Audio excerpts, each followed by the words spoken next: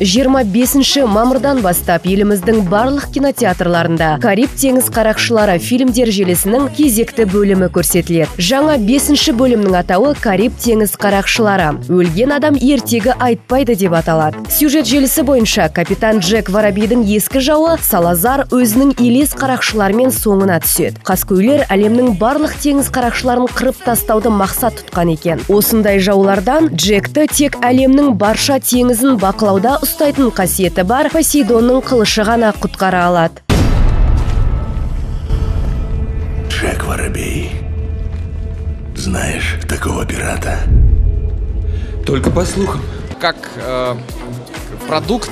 Фильм сапалы түсірілген, актерларға келет болсақ, олардың сомдаған рөлдерін аса керемет деп айтпас едім. Себебі соңғы кездері Disney Голливуд технологияларын дамуы бойынша көбірек жұмыс істеуде. Ал технология жақсырақ дамыса, актерлердің жұмысына да салмақ аз түседі ғой. Жалпы Пол Маккартнидің қатысуы маған ұнады.